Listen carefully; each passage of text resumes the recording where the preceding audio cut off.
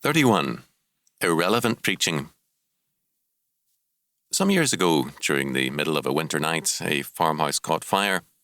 The family barely escaped with their lives.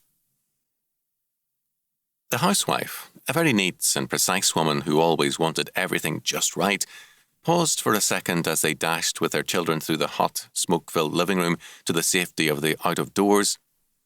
To her husband's amazement, she automatically reached out and straightened a picture that was hanging crooked on the wall, and then dashed through the door to safety. Their house and all their belongings were lost, but at least her picture was hanging straight when it burned up. I am reminded of that story when I listen to some preachers. The flames of destruction are licking at their world, and the walls of discipline, which are the mainstay of any civilization, are crashing down around them, and they are busy straightening pictures on a burning wall. One minister spent a morning recently preaching against the rise of gauche and darn.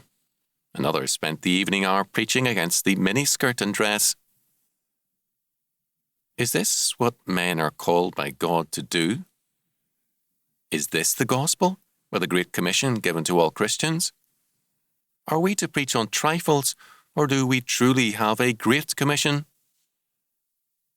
In the Great Commission, Jesus declared, quote, "All power is given unto me in heaven and in earth," Matthew 28:18-20. This is the joyful news the Church must proclaim. All power and authority is given to Christ the King, who rules absolutely over heaven and earth. Christians are members of a victorious and conquering army. Next, Jesus ordered his followers to go and teach all nations, and to baptize them in the name of the triune God. The commission calls for bringing, quote, all nations, end quote, under the authority of Christ, quote, teaching them to observe all things whatsoever I have commanded you, end quote. The law of God must be taught and required of all men and nations. Men and nations must be converted to Christ and brought under his dominion. As the Church assumes this calling, Christ assures the Church of his presence. Lo, I am with you always, even unto the end of the world, end quote. Will Christ's conquering power and presence be with those who spend their time preaching trifles?